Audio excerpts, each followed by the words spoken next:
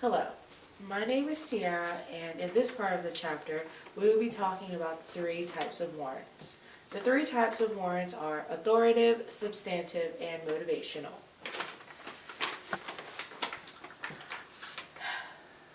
So, authoritative warrants are based on the credibility of sources. Whenever you use an authoritative warrant, you want to ask yourself a few questions. Is this authority respected? Would people believe this source because it is highly respected? An example of that would be, would you want to believe the New York Times over Wikipedia?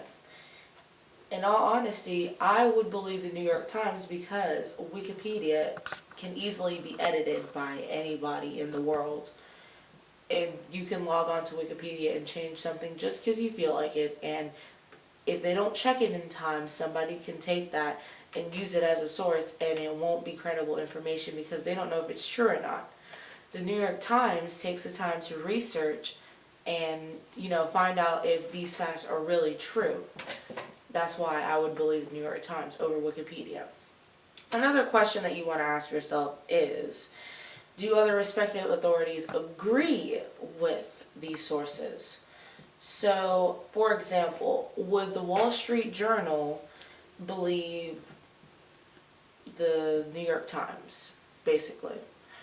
These two are both extremely credible newspapers, and they both do their research. They both have publishers that look over every story. They have journalists who do a bunch of research in order to just publish their stories in these papers. So there's multiple steps that they have to go through in order to get this stuff published out to the public. They have to know that what they're trying to put out there is correct. Because if it's not, then you could have multiple bad things happen after that. You can have people rioting and, all these things. They can get fired from their jobs and everything. So they have to make sure that everything is credible so that they can, portray the right information to the world.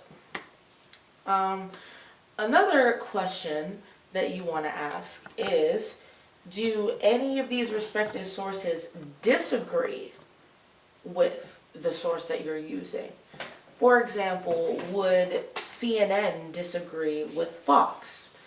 These two are both very respected and very credible news websites and news stations. If Fox believes that something is true and CNN believes that the complete opposite is true, and these two news stations are arguing with each other over a certain controversial topic, you know that both of these stations have done their research and they're putting what they believe is true out there. It's completely different.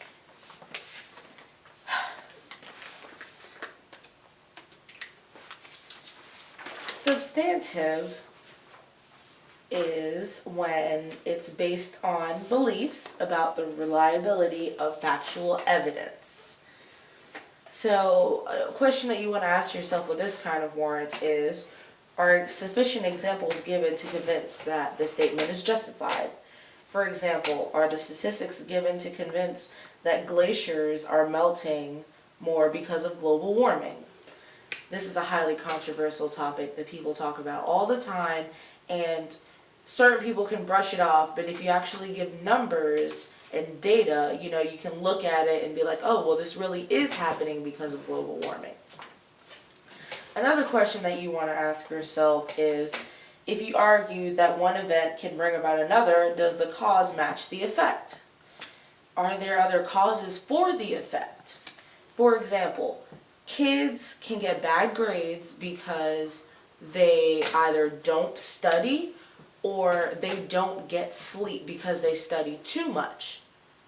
There's similar effects to it, but the causes are different.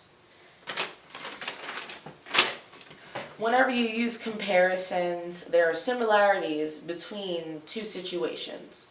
And this comes down to another question that you ask yourself if you have to use a substantive warrant. Do these two situations, is the similarity greater than the difference? So, going back to the example that I used before, kids who don't study versus kids who don't get enough sleep, they can both result in getting bad grades. Both show a lack of focus and concentration. So you have to make sure that the two causes have greater similarities than they do differences, so they can show the same effects. And the last question you want to ask yourself when you use this kind of warrant is, if you use an analogy, does it explain or does it just kind of describe what's going on? You know, is the analogy appropriate for the situation? And just to refresh your memory, an analogy is a comparison in which an idea or thing is compared to another thing that is quite different from it. So an example of an analogy would be, I don't know, you're as annoying as nails on a chalkboard. They're two completely different things that are used to be compared to another to, you know, portray a certain idea. So an analogy that would be used in writing to try and portray something would be something like, gas is to a car as wood is to a fire. This analogy is used appropriately because it shows that you need one thing to get another. You need gas to make your car function, and you need wood to start a fire. So this is used appropriately.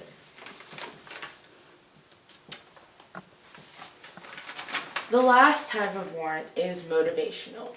And this is probably the easiest warrant that you can use in any type of argument because it all depends on your drive. It's based on the values of the arguer and the audience. Questions that you want to ask yourself when you're using this kind of warrant is, are the values important to the audience? For example, would you talk to kindergartners about politics? No, because to them it won't be that important and they won't really understand what you're saying. They'll just listen to you and not really, you know, take in the information and just go in ear, not the other. But if you talk to college students about politics, they might actually be more into it and understand, you know, what you're actually saying.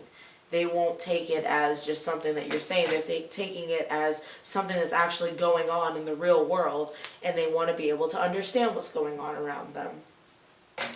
Another question that you want to ask yourself is, are the values relevant to the claim? So, for an example, you can have a claim that says, the seasons are changing, and have a support that says, the weather patterns are changing, and the plants are growing back. Now, your warrant is, if nature is showing significant and consistent changes, then the seasons must be changing. Does that mean that the claim is relevant? Yes, because you have relevant proof and motivational proof to show that that's why the seasons are changing. The plants are growing, the weather is significantly changing, the temperature is going up or going down, and it's motivation to show you that yes, the seasons are changing. So that would be the end of my presentation, and this is how you use these 3 types of warrants. Thank you.